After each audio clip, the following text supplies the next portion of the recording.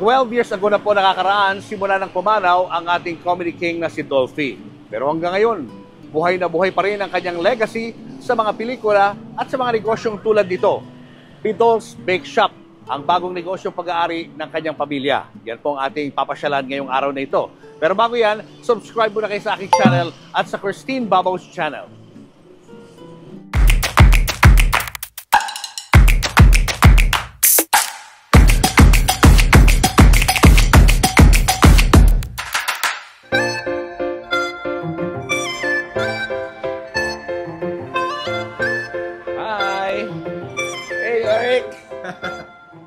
Congrats sa business. Ganda naman. On this section, of course, makikita mo yung mga iba-ibang mga binibenta namin. No? So, meron tayong mga chiffon cakes, cheese roll, egg pie, ensaymada. Tapos meron din tayong mga hot pandesal. So, we actually take pride in our, what we call, piso pandesal. Of course, siyempre wala nang piso ngayon na pandesal. Pero ang ginagawa namin, meron kaming ganito. It's 25 pieces.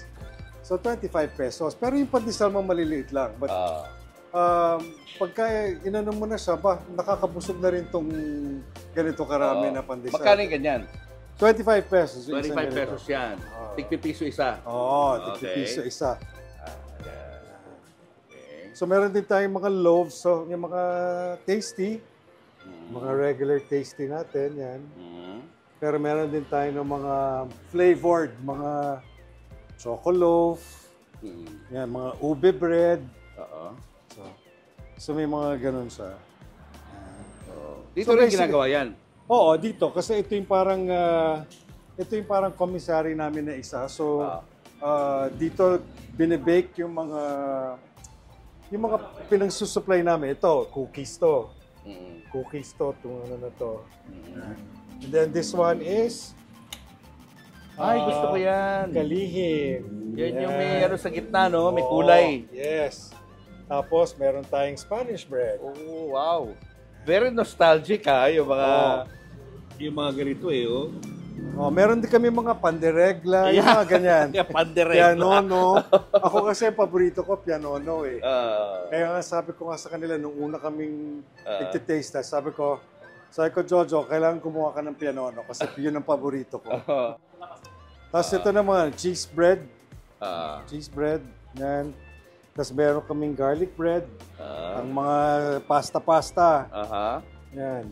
Tapos dito naman sa, well, it's the same thing, yung mga kalihim. Tapos meron din, syempre meron tayong mamon, di tayo mawawala ng mamon. Diba? Tapos ito yung tinatawag namin na Happy Box. So kung gusto mo magregalo, pang Pasko or usually pag may mga meeting, may mga papadalan, so yan. Nandiyan pa yung ano, no? Yung logo, no? Logo niya. Tawag namin sa kanya, Happy Box. Happy Box. Rainbow Pianono. Okay. Rainbow Pianono. Rainbow Pianono. Unbox natin. Ay, wow. Ang ganda. Diba? So, mamaya titikman natin ito. Sige. Papataste test kita. Ang ganda pa regalo naman yan. Oo nga. Yan. No? Yan, Eric, ano nga nangyayari dito? Explain. Ayan na, gumagawa na sila ng ensaymada. That's how they prepare the ensaymada. So pagkagaling sa oven, dito, tapos dyan nila piniprepare. Siyempre nilalagyan nila ng cream na may maraming sugar, tapos keso. Alam mo naman ang Pinoy, mahilig sa sugar. Oo. Pero, ganyan pala itsura ng ensaymada, no? Bago nila lagyan ng ano, toppings. Yan, cream muna.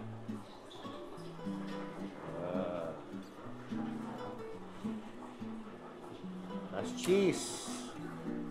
Yeah. And then, ready for packing. Yan, they're packing it na. Yan. At ito na ang finished product. Yan. Yun. Ano yung tinatatak mo dyan, ate? Expiration date, no?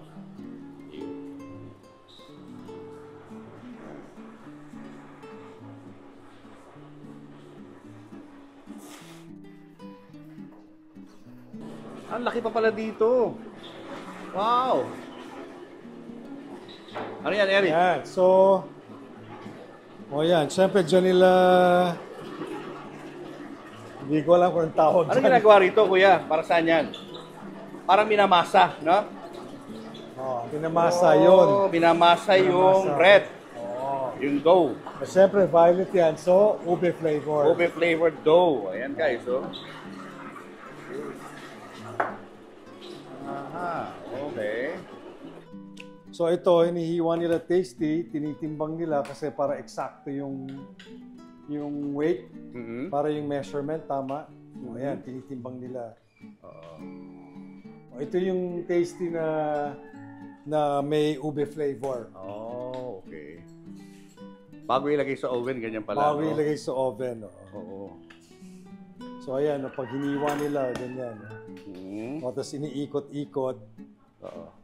Para yung shape nung mukhang parang na-twist yung yung ube doon sa tasty. Ayun Ayan pala itsura niyan. Bago lagay sa oven. Hinahalo yung ube. Pinimix yung ube. Saka yung original. Ayan. Kasi ito yung oven, no? Ito. Meron bang nakasalang sa oven? Wala. Sa franchise, Eric, kasama yung malaking yan? Hindi. Doon sa 2 point something, kasama yan. May kasamang ganyan. But you need a big space, no? Para accommodate mo lahat. Yung depot, kailangan mo ng space. No? So meron, siyempre, pagka may store ka, kailangan may panulak doon sa... Kasi bread yan, siyempre, baka mga So meron kami mga coffee, yan, mga coffee. Meron din kami mga crinkles. Yan, meron din kami halo-halo. Yun, may halo-halo din. So may mga cookies din sa... Yung mga tipo bang pwede yung mga pampasalubong or kung pumunta ka sa mag-uuwi ka, di ba? Napansin ko, mga Pinoy nag-uuwi ng parate ng ibang brand na mga donuts, mga ganyan. So, or mga ensaymada, dinadala sa Amerika or sa ibang bansa. So, pwedeng nilang dalhin to. Tama. Di ba? So, ayun. Yan. Ito yung poster, Bakit wala ka sa poster? Andiyan, yun. Saan ka dun? Malaki lang yung mukha ko doon. Hindi mo lang yun, hindi kita nakilala dyan, Wala ako napansin. Ayun si Dolphy. Dolph's Bake Shop. First in your area. Fina-franchise yun na to? Yes, Okay. Marami na siya mga inquiries. At saka yun na nga, sabi ko nga sa'yo, yung mga under construction, magsasampu na siya. So, pero 5 na yung store na bukas. Meron sa Las Piñas. 11 na pala siya, 11 na. 11 branches. 11 branches. Ayun. Okay. Guys, kasama na natin. Walang iba kundi si Mr. Eric Quezon. Eric. Hello everyone. Congrats sa iyong business, ang business ng family. Business ng family. Yes. Ayoko sabihin sa akin lang kasi nagkaroon na naman kami talaga nito dahil sa daddy ko. Oo nga. Dahil si Daddy Dolphy ay mahilig talaga sa mga tinapay. Mahilig siya sa tinapay. Mahilig siya magbigay ng tinapay, cake, pati nung time na kasagsagan niya, pag nangliligaw siya, yun din ang binibigay. Anong pinaka-paboritong bread food ng daddy ko? Ang daddy ko mahilig yan sa ensaymada. Ensaymada siya talaga. Kasi doon nga doon sa dating bake shop, they're known for their ensaymadas, Hisons. Kaya, tas karaim pa ng pangalan namin, Quezon, Hison. Oo nga, no? Kaya mga tao talaga, akala nila sa daddy ko yon. Kasi nga lagi siya nandun. Lagi siya nandun. Siya mismo bumibili. It came to a point na dahil hangout place na yon, dahil sa may sa may George Bocobo yan Ang RVQ Productions at the time was in Ermita, so malapit. So ang hangout place ng daddy ko is in George Bocobo. Tapos meron ding condominium ng daddy ko doon sa George Bocobo. Nakakatuwa naman, Eric, na na napaka-business minded mo. At ang iniisip mo lagi, hindi lang yung sarili mo, kundi yung family. Ako muna personally, I've always been very business-minded. Yung tipo mo parang mag-invest ako dito sa ganito, mag-invest ako sa ganyan, maglalagay ako ng pera dito. Or usually, parang napansin ko, lahat ng ventures na inanon ko, hindi masyadong okay. Minsan, wala na bumabalik na pera sa akin. Kadalasan, walang bumabalik na pera sa akin. But, of course, in any business, it's a gamble, it's a risk, di ba? We're very lucky na, una, yung daddy namin may pangalan na hanggang ngayon, kahit papano, people still remember him. Ang gusto lang naman talaga ng family namin is to prolong his legacy. Yung ipagpatuloy namin yung legacy niya. So, apart from yung mga naiisip namin na gawin, syempre, ano ba yung pinamana sa amin ng daddy namin? Mostly naman kasi, ang minana namin sa daddy ko, lupa. So, kaya syempre, ang lupa, andyan lang yan eh. So, of course, nag-i-increase ng value yan.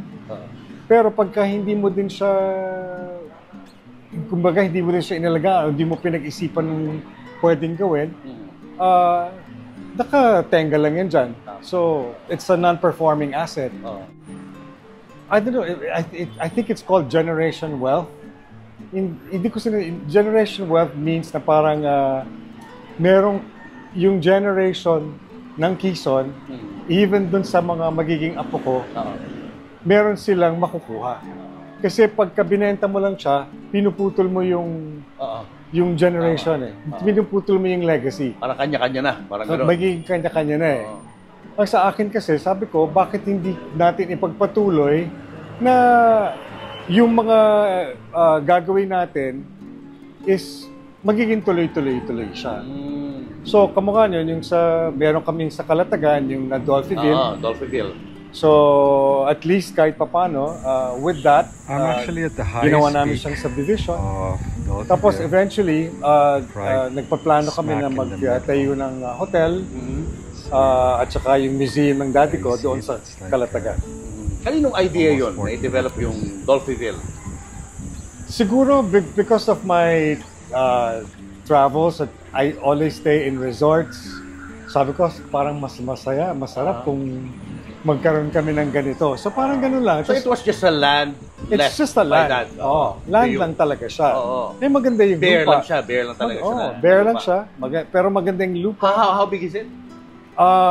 Originally, it was 13.5 hectares. Wow. Tapos, ang ginawa namin, nag-expand kami, nabili na namin yung another more than 5 hectares. So parang naging almost 20 hectares na siya. And then you sold some of it, no, during the pandemic. During the pandemic, although we started in 2017 pa, pero during the pandemic, dun siya, kumbaga parang, dun siya biglang na-sold out, naubos. Nag-vlog si Shasha, tapos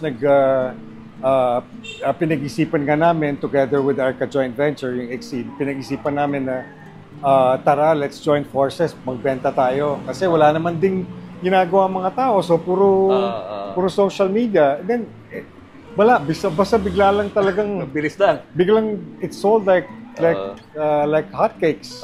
And then what did you do with the funds na kinita nyo doon?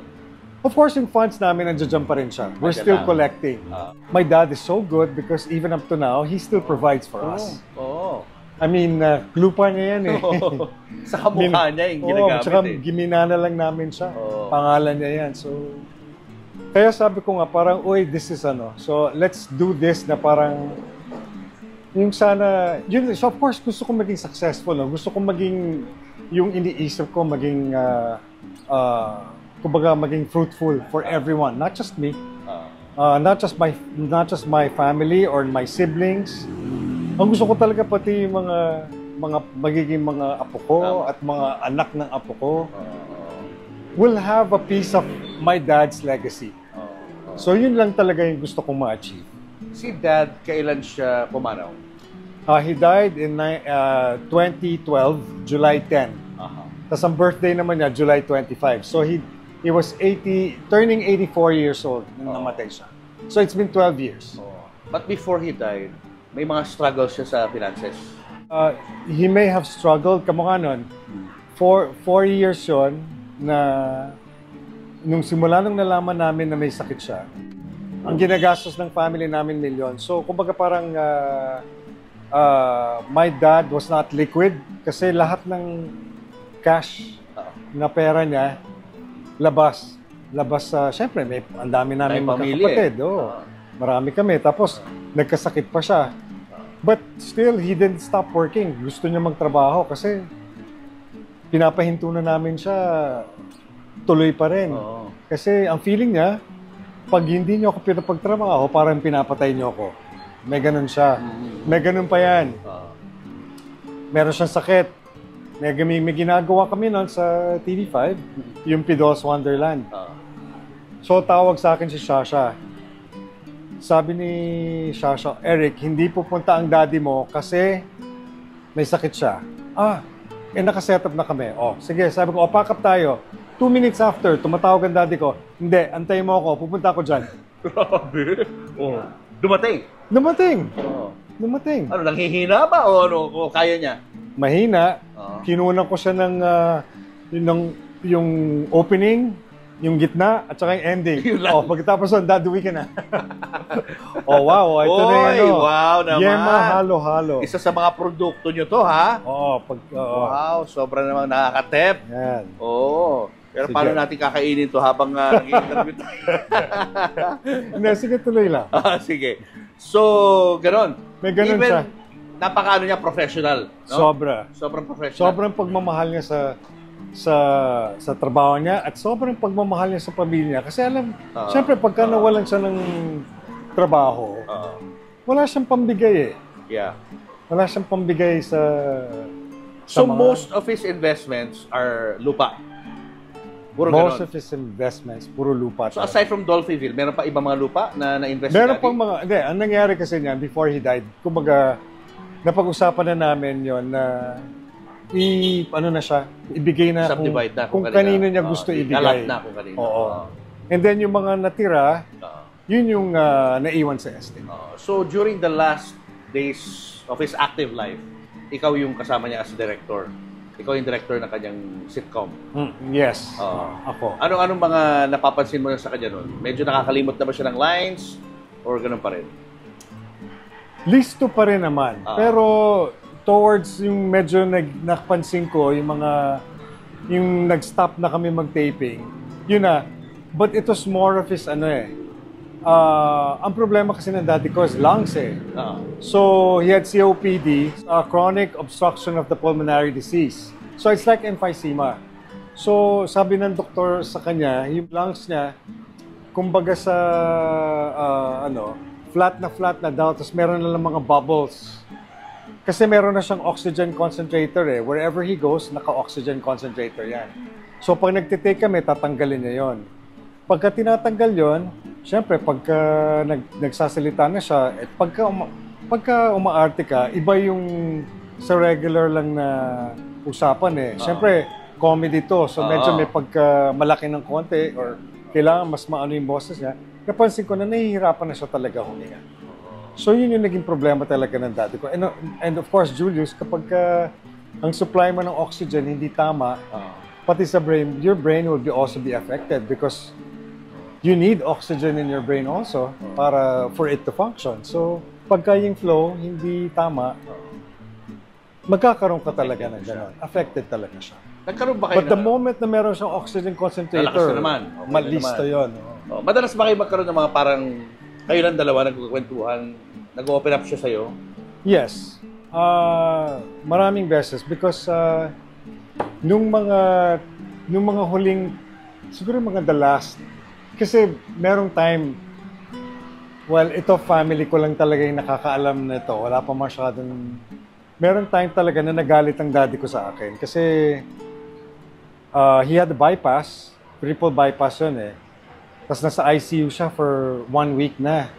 So, I gathered all my siblings. Sinabi ko na, Dad, sabi ko, we need to do this. Sabi ko, we need to put everything in a corporation so that we will be all secured my dad will be secured kasi Kami din, kasi at the time, inheritance tax was 40%. So, if you put everything in a corporation, tas lahat ng siblings are incorporators, magiging safe yung kung ano man ang assets ni daddy, lahat. So, pinag-usapan namin, and then, of course, syempre, marami akong mga kaklase ko kasi mga lawyers, mga ano, so, binibigyan nila ako ng mga advices. Sinasabi nga nila, alam mo, Eric, yung family mo, sabi niya, ang sarap maging case study yan sa law school. So, nung mga time na yon, yun na nga, nag-gather niya. Nalaman ng daddy ko na I talked to all of them na nagpaplano ako ng ganon. Julius, pinagmumura talaga ako. Sabi sa akin, buhay pa ako, pinapatay mo na ako. Ganon yung dialogue. Isang taon kami hindi nagkita. Kasi, syempre, sumama yung loob ko. Sumama din yung loob niya sa akin. Pero, hindi niya naiintindihan kasi, syempre, old school eh. Kumbaga, yung mga time na... Sensitive. Oo, wag mo silang papakialaman eh. Parang tumadaan ka lang sa tuod, hindi ko siya pinapansin. Maski binabati niya ako, titingnan ko lang siya, alis na ako, gano'n. Pinararamdam ko hanggang tumingin siya ng tawad. Pagka magpaplano na, na buhay pa ako. Oo.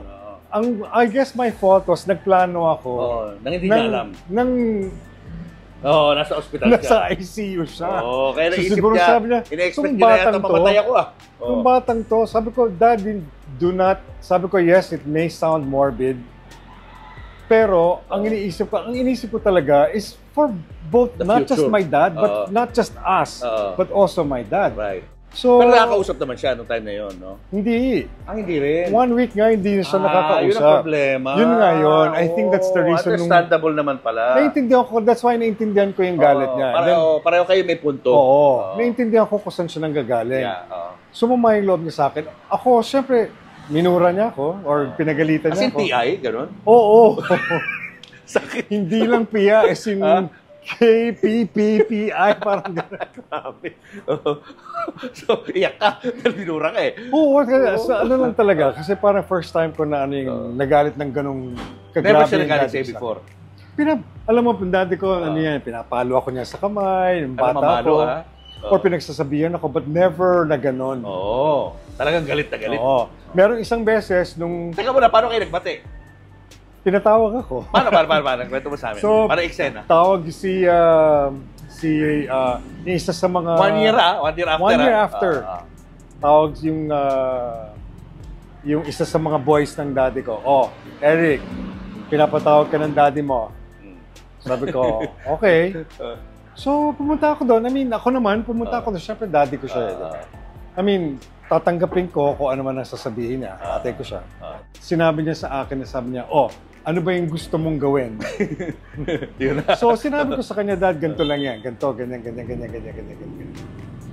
Pero sabi ko, kung sa palagay mo, you want...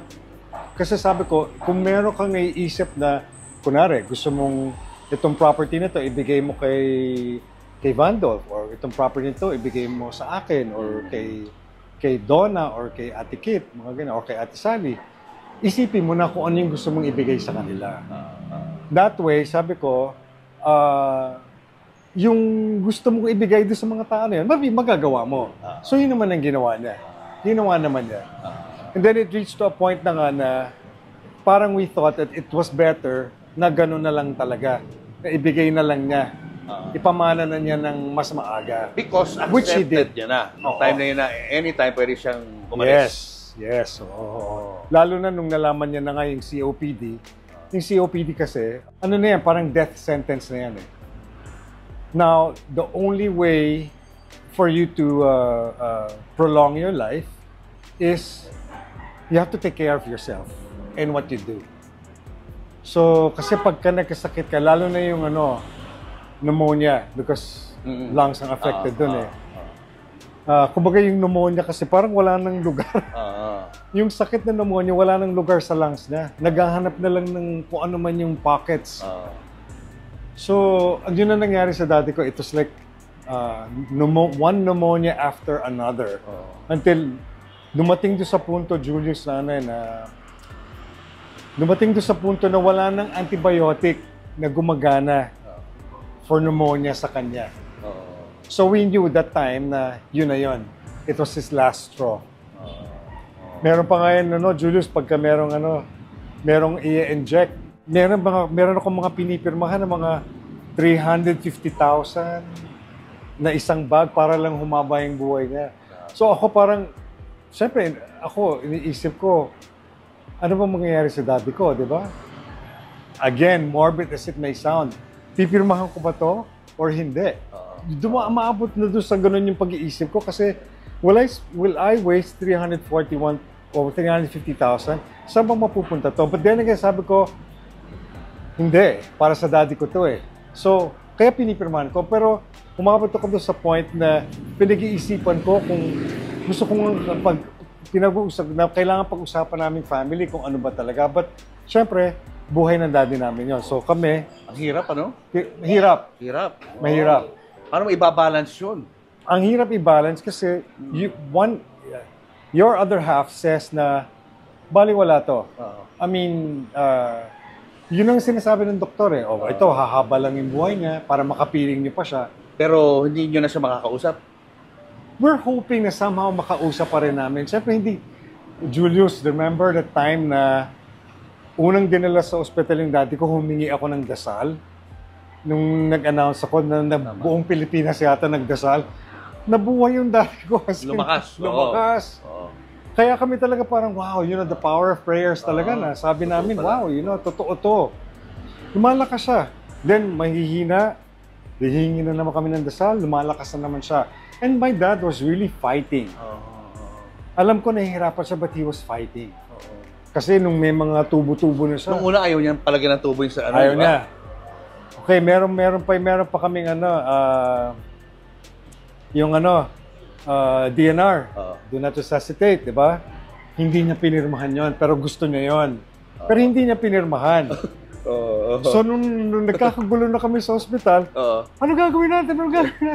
Tumatawag ako sa States, natawagan ko yung mga kapatid ko para lang consult. Kasi syempre ayokong... Nasa yung burden. I don't want na nagdesisyon ako eh. Diba? So, nung time na yon, ang nandoon po, Shasha, may Ate Sally, Kuya Junior, was there, me. So kami nandoon nung nangyari yon na isang oras na siya inaambo bag at ginaganon. Pero yung yung paghinga niya parang bumababa. Hanggang sa finally niresuscitate namin, yun na okay na siya. Naka-recover pa. Naka-recover siya. Tapos kasi nga mahirap na siya talaga huminga. Kasi nga yung lungs niya wala ng capacity. Pero hindi mo na siya makausap? Nakakausap pa. Anong niresuscitate? Nung nasa... Gumaganon pa siya, mga ganon-ganon, may mga sinusulat. Galing ah. Iba klase. Iba yung willpower ng daddy ko. Iba siya talaga. So... Ano yung pinaka-last niya? Yung pinaka-last na hindi na niya talaga kinaya? Okay. May mga kapatid ko na iba, meron silang mga... Parang lahat meron silang mga sarili-sariling incidents eh. Pero there was one time talaga nung nakita niya, kasi it reached the point na may trach siya, nilagyan namin ng trach, yung dito na. Yung tubo. Hindi na dito na eh. Kasi... Nakita ko yun, nabisita ko siya nun eh. Tapos nung nilagyan na siya dito, nagising siya. Nung nakita niya ng gano'n... Galit. Talagang tumaas yung blood pressure. My God. Umiilaw lahat yung mga sa ICU. So syempre, datingan na naman ng mga pinakalma siya kasi alam ko ayaw niya yon. But wala na yun, nandito na kami. Diba? So, yun, hanggang doon sa yung part na yun, yung pinaka, na sabi ko, ayoko na nito. Kasi ang hirap. Ang hirap talaga. Mahirap siya na, but when I think about it now, mahirap siya, pero at the same time, natuwa din ako dahil even for yung 5 weeks niya sa ospital, yung agony, yung ordeal niya, yung 5 weeks na yon, yung nakasama pa namin siya ng 5 more weeks. At saka yung andun kami lahat magkakapatid. bawal lang tao sa ICU. Isa lang pwede or magpapalitan. Pero hindi. Walang magawa ang Makati Med sa amin kasi nandun kami lahat. Tapos yung sa Makati Med pa kasi merong ICU yan, tapos merong bintana eh. Pwede dun sa may area na yan. Andun kami lahat magkakapatid. Magkakantahan kami. So, pagka iniisip ko yun, it was sad because, you know, it was the last few days, you know, with my dad, but at the same time, these were last five precious weeks. And then, he just parang left. Na yun na. It came to a point na talaga na wala na. Pababa na ng pababa yung ano niya. Sabi ng doctor is, tsaka yung ano niya, yung mata niya, nag-ano na eh, dumudugo na eh. Dumudugo na yung mata niya. Parang pumuputok na, gano'n. So, kaya yun, wala na. Tapos hanggang sa, wala nga ako eh. Tapos funny pa, I was taping for the show. And then kasama ko si Kuya Junior, artista ko si Kuya Junior, ako yung director. Tapos, nasa Bataan kami. Tinawagan ako ng kapatid ko, Eric, you have to come. Sabi ko, really? Yes, now. Pack up? So, pinakap ko yung... Alam mo na. That's it. Alam ko na. Papunta kami doon. Magkasama kami ni Kuya Junior, nasa van kami. Papunta kami ng Makati. Biglang bumuhos ang ulan. Sobrang lakas. Nagtingin na kami magkapatid, nagyakapan kami. Iyakan kayo. Kasi alam na namin nga na yun. And then true enough, my sister called after 15 seconds or 20 seconds, Daddy's gone. So, Hindi na siya nagparamdam sa'yo after? yes. Ano? Mostly sa dreams. You'll be surprised. This is just like 2 or 3 weeks ago. So, nakatulog ako. Pagka nakatulog ako, tas nakakita ako ng figure, hindi ko nakikita yung face. Pero lounge chair, naka-D4, yung pangangatawan parang sa daddy ko. Pero yung face blurred. Tapos ang sabi ng daddy ko, yung for the boys Tapos nagising ako. Pagtingin ko sa clock, mag-aalas 3. Di ba sabi nila pagka-alas 3, may ganun. Sabi ko, okay dad. Tapos natulog ako. But I knew na ito sa message. Ano yung ibig sabihin nun? For the boys? For the boys, sa daddy ko, huwag mong kakalimutan yung balato, Balato yon. Sa mga tao? Sa mga ordinaryong manggagawa? It could be anyone. I don't know what it is, but I guess if I go through that process, merong ganon. So, kasi yun yung nasa isip ko eh. Ang iniisip ko, yung kailangan kong gawin eh. Kasi Julius, as much as possible, I like to do things by the book. Kasi mahirap na. I want to do it. Basta gusto ko yung tama. Ayoko ng mga ganon. But, nung napaginipan ko yon, na sinabihin niya sa akin na, huwag mong kakalimutan yung for the boys. Ako talaga parang... So, ano ginawa mo? Wala na. Ang ginawa ko na, kailangan natin ayusin yung ganito. Kinausap ko yung ganito. Kailangan kayong ganito. Basta ako nang bahala sa'yo. May gano'n. So, talagang malapit ang puso niya sa mga maliliit na tao. Ever since? May ganun siya talaga. Ganun talaga. May ganun siya talaga. Kasi nakikita mo nung bata ka pa, tumutulong talaga siya sa mga tao. Julius, ako yung nung time na yon, kontrabida ako ng family eh. Kasi pagka pumupunta ako sa taping ng daddy ko at nakikita ko yung mga nakapila na gustong manghingi ng pera, anong ginagawa niyo dito? Almayos kayo. Pinapalis ka? No, Oo. Julius. Kasi alam ko kasi, hindi sa nagdadamot ako eh. Alam ko kasi they're taking advantage of my dad. Okay. I know, kasi nandun na, syempre pag nandun ako, nakikita ko yung hinaing. Pambili ng ganito, pang ganito, may sakit si ganito. Every week, gano'n na lang. And Julius, hindi yan isa, dalawa. Isang mahabang pila yan sa... Nakikita mo yan sa ABS. Nakikita mo yung pila na yan. Ako talaga pinamumukha ko sa kanila. Hindi, umalis kayo dito. So, so ang daddy ko naman, as usual, sabi mo mag-antay nila sila sa labas. Huwag sila magpakita kay Eric. Ganun. So Patagon, tumutulong pa rin siya. Oo, hindi nawawala. Naantay nila talaga pag wala na ako. Kasi ako sandali lang naman ako eh. Pag hindi ako yung... Pag nakaalis ka na, balik na hindi naman sila. Balik na naman sila.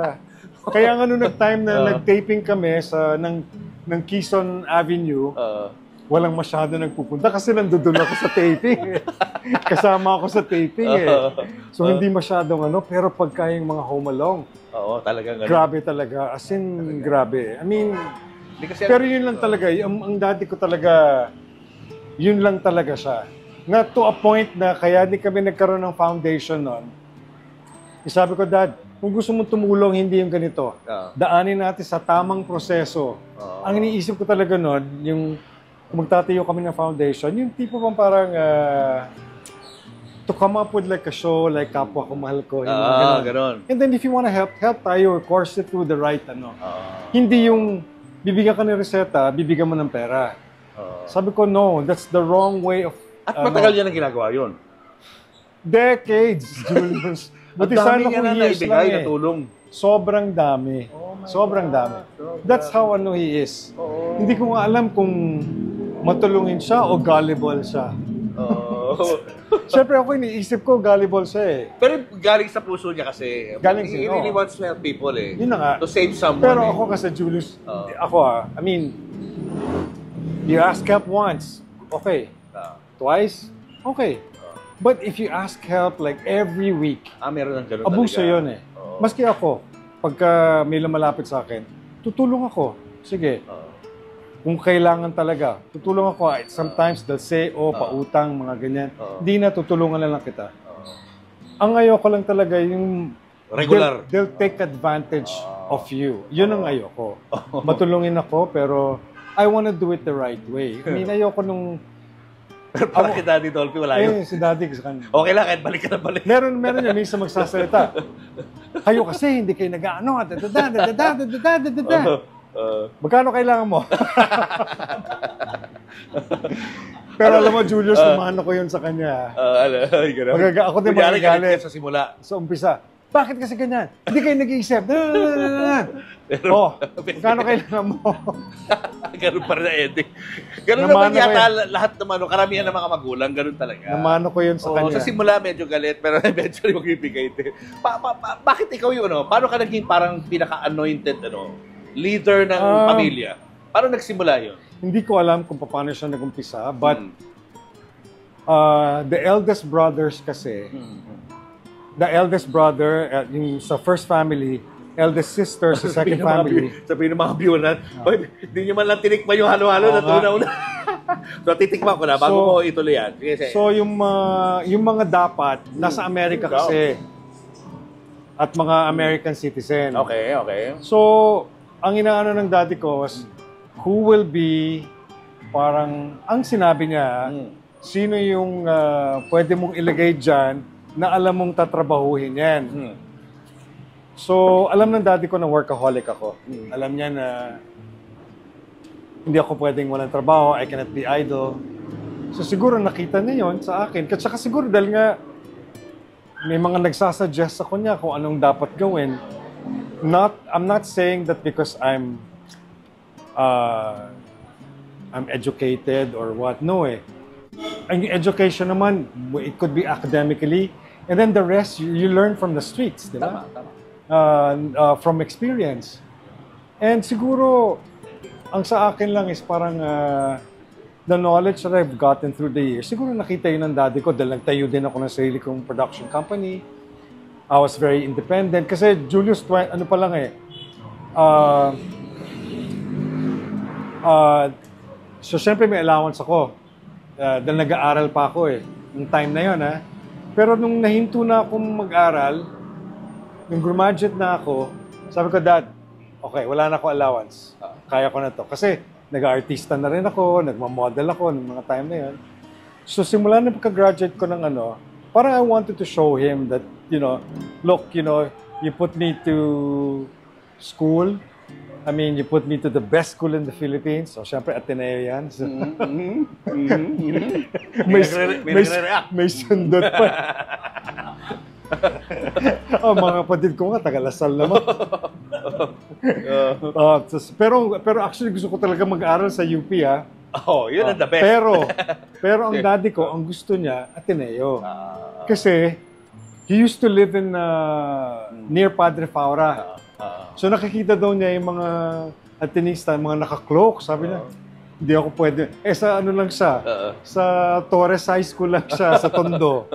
Sabi niya, mga anak ko dyan mag-aaral. So parang natuwa siya sa akin kasi kumbaga na sa Ateneo ako nag-aaral. Dream school niya yun.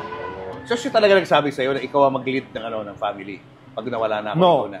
Ang sinabi niya, Eric, ikaw ang I'm anointing you as executor. Executor. Yun ang So sinabi parang niya ganun yung sinabi niya. So, tsaka nasa nasa last will, nasa ganun. Hindi nagselos yung ibang mga kapatid? Bakit kaya si Eric? I Anong karapatan don't niya? know, but I'm sure, and I can't blame them. 18 kayo lahat, di ba? I can't blame them to think that, or kung merong mga nag-isip ng ganon. Because, bakit ako? Dahil pang 10 lang ako eh. So, merong siyam na mas matanda sa akin. But eventually, they realized din na tama yung decision. Well, I hope so.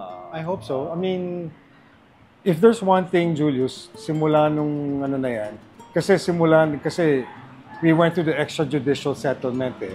So, ano yan, kaharap lawyers, kaharap lahat. Wala naman tumutol. I mean, everyone was for it naman. Kasi nandito kami lahat. Ang common denominator lang kasi talaga namin is yung daddy ko eh. Yung daddy ko kasi, bago siya namatay, sinabi niya talaga sa amin lahat, ayoko na mag-aaway-away kayo. And I think it's stuck sa lahat ng isipan namin mga magkakapatid. Naiwan yon, na-stuck yon. So, kaya parang... Kung ano sabihin niya, yun na yun. Kaya nga ako, ang nagiging leverage ko is bakit gano'n? Di dapat nakasolve, dapat ganito, dapat ganyan. Ang sinasabi ko parati sa mga kapatid ko, which is, naiintindihan nila kung saan ako nagagaling. Kung si daddy ang kausap mo or nandiyan dyan, or ikaw si daddy, ano ang gagawin ni daddy? Yun parating sinasabi ko sa mga kapatid ko. And they're always like, okay. Because my dad will also do the right thing. Tama. So yun na, ang common denominator namin talaga is my dad. Pagka naisip na namin yung dad, syempre of course we all have differences kasi ang dami namin. Syempre iba-iba ang nasa isip niyan, di ba? So, pero ang common denominator namin, daddy ko, na pagka naisip na namin yung daddy ko, okay, sige. Yun na yun. Gawin natin yung... So hanggang ngayon, no? Ano pa rin siya, no? Siya pa rin nagiging guiding light ng family. Siya pa rin yung guiding light, yeah. Siya pa rin yun. Siya pa rin yung namin na pagka nag-aaway-aaway, kung si daddy to, anong gagawin niya? Eto, may perception kasi ang public na si Eric napaka-tino, napaka-maayos na tao, hindi na involved sa kahit anong mga bisyo. Kasi nako-compare ka doon sa ibang mga kapatid mo na may dark past. We all know that, no? Open book naman yan eh. Paano mo na alagaan yung ganung klaseng imahe? It was very difficult because even when I was a kid, mga grade 6 pa lang ako. Parents, grade 5, grade 6, ganyan. Parents of my classmates, pinagsasabihan sila na, huwag kayong sasama sa mga yan kasi ganito yung mga yan. May ganon. We had that image na pagka-anak ka ni Dolphy, bad boy ka. Bad boy ka or nasasangkot ka sa whatever, gang or... So may ganon. It was difficult, but I guess siguro, pag nakilala ka ng tao kung sino ka, all you have to do is like show them who you are and what you are and that you're, but there will always be that. Back then, Back then. Basta prayers na lang ang kailangan mo para meron talagang lehitimong mabait na tao, mabait na bata, maliit. Ngayon, kung minsan, yun ang aalagaan natin, yung ma-impluensya, masama sa grupo lang hindi maganda.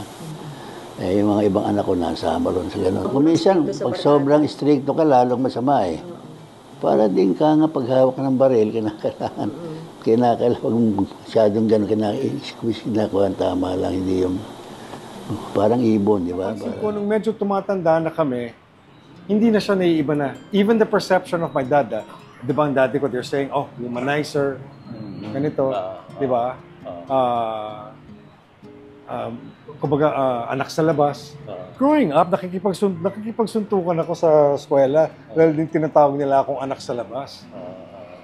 Tapos, ano pa nga yan, Julius, merong one time, walang naniniwala na anak ako ni Dolphy. Nung lumipat ako sa Ateneo,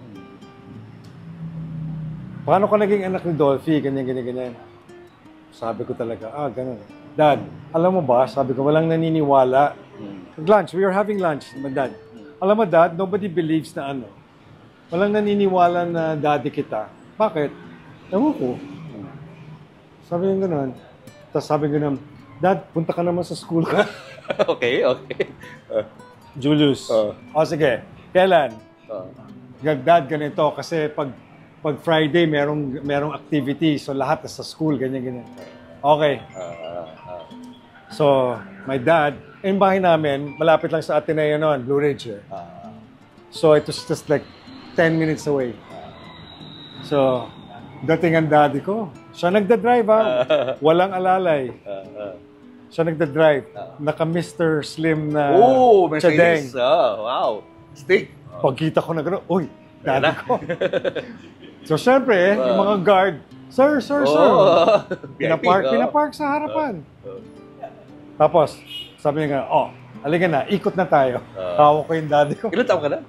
I was 12. Ikot kami sa buong Pumarada kayo. Parang Tinginan, mga tao.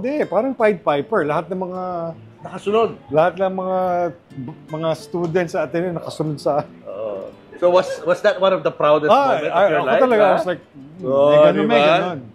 Pero you know what, kasi growing up kasi, alam ko talaga na iba yung daddy ko kasi I remember mga pagka nagsisimba kami, yung lalapit yung mga tao sa kanya, na ginawa ka siya, uy, Dolphy. Alam mo ginagawa ko, bata ako, mga 4 or 5 years old. Sabi ko siya, kontrabida ko talaga. Hindi talaga ako ang matinee idol na leading man Kontrabida talaga. Ano ginagawa mo?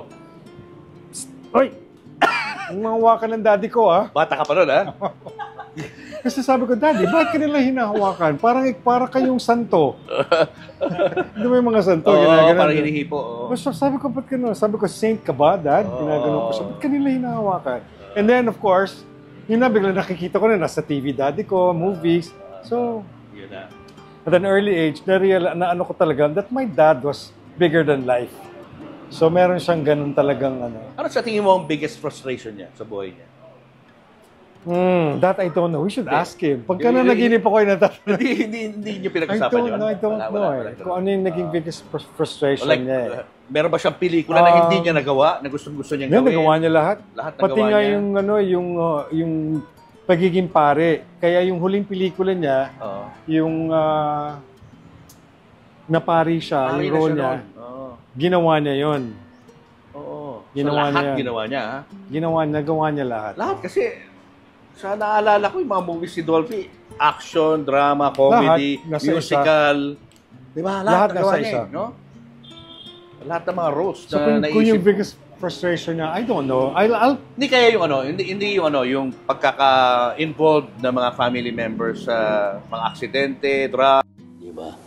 Medyo meron na ako mga anak na nalulun dyan. Kanya medyo, siyempre, kung minsan, mahirap mangaral ng, kanya hindi ko na kinakausap pagka, iniisip ko, may sakit ito sakit nito yung addiction Kanya, kumbaga pagagalitan mo, para ka nangangaral sa ribulto, di ba? So, kakuitain ko na lang the next day, kung medyo sober up na siya, tsaka ako sinasabi yung ginagawa niya na mahawa ka sa sarili mo, it's not for me, it's for you, ganito, yung pamilya mo, ganito. Ganun lang, ang pinakamahirap na parte, yung pagka may anak ang gano'n na nalilis ng landas. Pero, pagka naman, kamukha nung nalis ng landas, nakulong, and then later on ngayon, pastor na siya ngayon.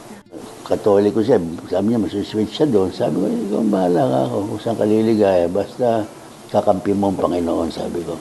So katakot-takot na pagdarasal din ang ginawa niyo para sa mga anak niyo. Oo. Hindi naman sa pagkukuhan. Talagang hindi ako nakakamintis ng Sunday. Basta kaya ng katawan ko Sunday, Wednesday, magsimba at magdasal everyday. Kasi kung tungkol naman sa yung family as one, hindi nagkakaisa. Okay kami magkakapatid eh. Okay kami, like, you might not see each other on a regular basis. Pero kami magkakapatid, we talk to each other. Nakikita kami once in a while. Pagka nasa States ako, binibisita ko yung mga kapatid ko. So na okay na kayo, no? Okay naman kami. Okay naman kami. Kaya lang nga, syempre, minsan, pagka merong mga gagawin, hindi din kasi, ayoko din kasi yung pag merong interest or merong nagsasuggest na ganito or ganyan, ayoko nung i-email ka lang or group chat. Uumpisahan ko sa group chat, but at the end of the day, kakausapin ko pa rin sila isa-isa. So I talk to them on a regular basis. Now let's talk about you. Ba't di ka pa nag-aasawa hanggang ngayon? Alam mo, yan ang napansin ko kasi parang I got stuck. Parang in the last 10, 15 years, parang I got stuck. I don't know if it's a calling. Well, ang daddy ko naman, hindi naman nag-asawa. Marami sa mga kapatid ko. Pero maraming anak, ikaw wala kang anak. Ako nga, yan if ever, yan if ever ang gusto kong mangyari. Gusto kong magkaanak, at least magkaanak. Talaga, gusto mong magkaanak. Mga ilang anak ang gusto mo? Okay na sa akin ng dalawa, sa babae, sa lalaki. So para magkaanak, kinakailangan ka girlfriend. May girlfriend ka ba ngayon? Wala? Are you looking for one? Available pwede ba? Pwede naman. I am available. Pwede naman. Ang problema lang kasi talaga, parang kung ang gusto ko anak, tapos maghahanap ako ng magiging partner para lang magkaanak. Parang hindi tama yan. I think it's really unfair. Kasi in a relationship, kailangan it takes two to tango. I think it will be unfair na ganun lang yung hanap ko. And then, hindi mo mabibigay yung... I think it's really unfair. In a relationship, kailangan kayong dalawa, pareho kayo ng gusto. Hindi pwedeng yung gusto ko lang. So, paano ka magkakaanak? Ano ka ba? Ang dami ng mga surrogacy. Ayun na naisip mo. Pwedeng in vitro, di ba? Gano'n na naisip mo. Of course, naisip ko yan. Siyempre, nag-iisip din ako ng ano yung mga ways. But I've thought about that. I've been thinking of that for the last, siguro mga 10 years na. Ang pumipigil lang sa akin is, it's a commitment eh. Am I ready to commit? I'm not getting any younger. Tama.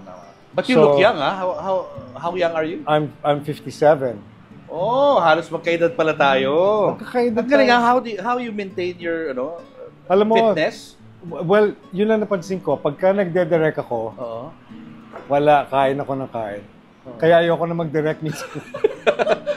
Kasi alam ko, mahirap yung trabaho eh. So, simula nung pandemic, dun ko na-realize na, you have to work out. Workout has now become a part of my daily routine. Daily, ah? Daily. That's why I have a... Galing mo naman, nakakaingit naman. A stepwatch because I always watch my step. Pagka hindi ako umabot ng 10,000 ng nasa mga 5 o'clock, pipilitin kong maabot siya. Grabe, idol to, idol. Yun ang naano ko. And then,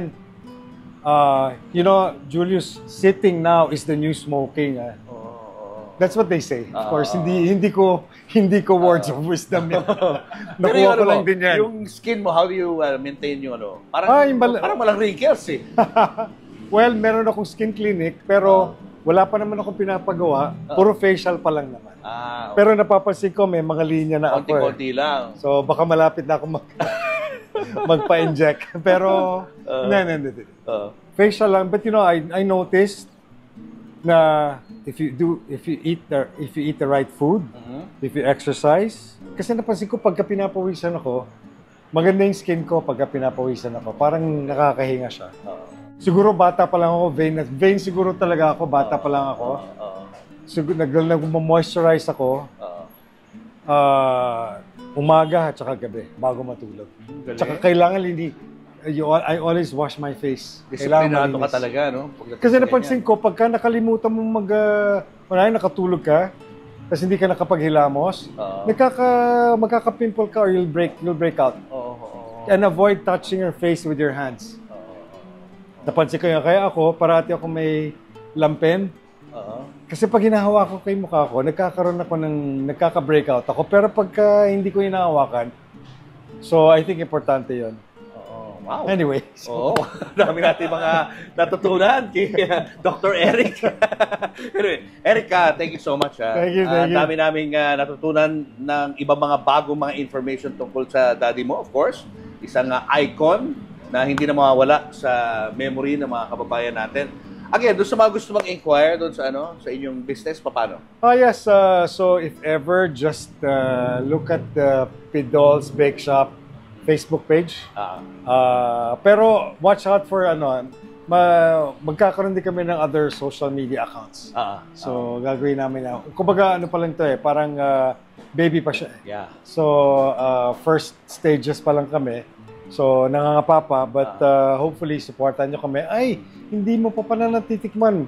Papatikim ko sa iyo. Titikman natin yan. Papatikim ko sa iyo yung favorite ko na pianono. Nako, titikman ko yan. Tikman natin yan. Asan yung pianono? Sige, tikman na natin pianono. Let's go. Let's go. Yan. Hey.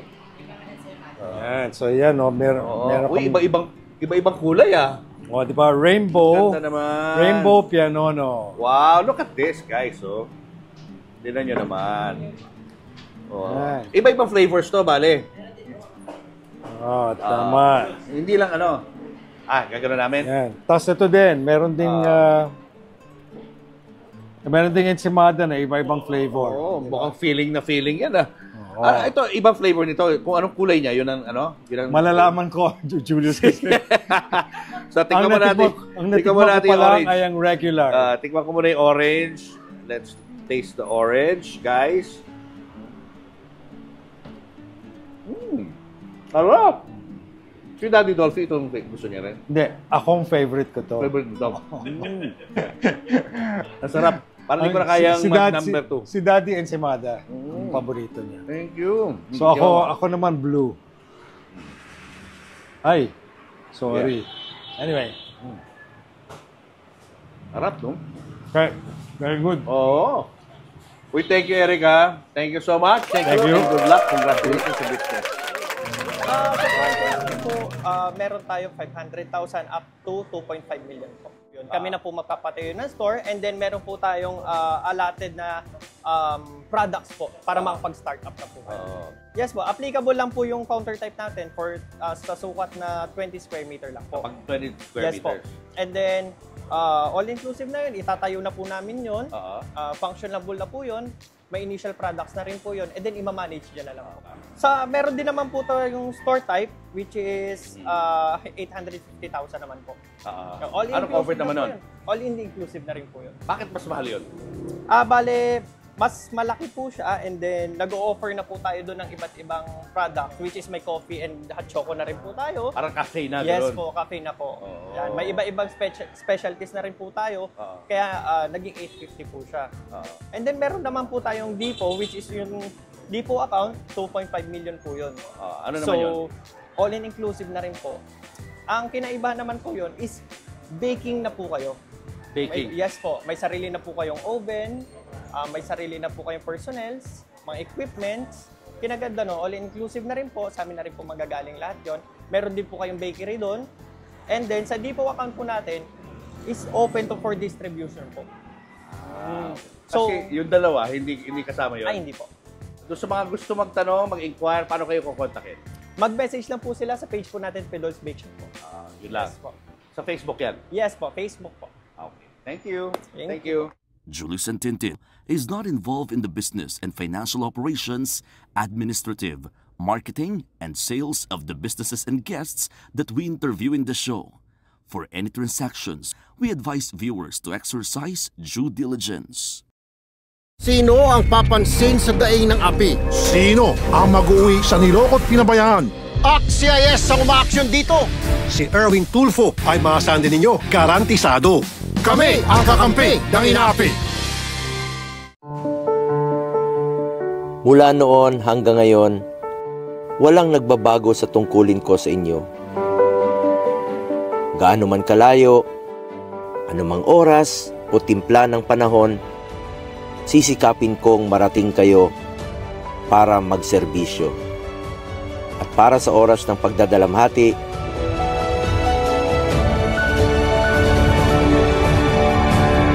makapaghatid ng kaunting ngiti. Ngayong Pasko at bagong taon, sana po ay serbisyo at malasakit ang ating aginaldo. Mr. Malasakit, Senador Bongo, bisyo ang magserbisyo. Oh, tinan mo to, ano naman to? Oh my gosh! Hindi ko ako gawin! Ay! Ano ma? Huwag na! Ano? Crocodile siya ma! Tinan mo! Ha? Oh my gosh! Yeah. Look! Andiyan yung paa! Andiyan talaga! Ha? Ano ma? Alala mo yung sa panaginip, ha? Crocodile 100. Ah, yes! Barbecue crocodile 100. Spicy crocodile. Barbecue. Oh, yeah. I've eaten ostrich. No problem with ostrich. Ostrich is good. It's like barbecue deer, barbecue lamb. Okay lang yan. Barbecue beef. It gets milder. Spicy beef. Chicken. Okay, anong gusto nyo guys? Kakain ba kayo ng crocodile o ano? Ano na? Kakain ba ako nito? Crocodile? Butter? Ano ma? Isipin yung crocodile. Hindi ko isipin. Titikman ko ma. Kakain. Don't worry ma, it's safe. Para lang daw chicken. Para daw chicken. Tingnan namin ni Kelly. Chicken lang lasa, chicken. Mas mahirap. Kakainin ko ma. Watch me. Ay, ayoko. Hindi naman ikaw, ako naman. Ibain naman niya na, ibain naman. Ang dami na. Okay, ito na, 100 baht for the crocodile barbecue. There you go. Here you go. Where do I pay? 100. Yes.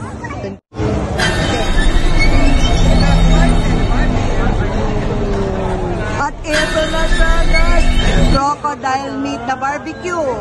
Guys. Wait, last chance.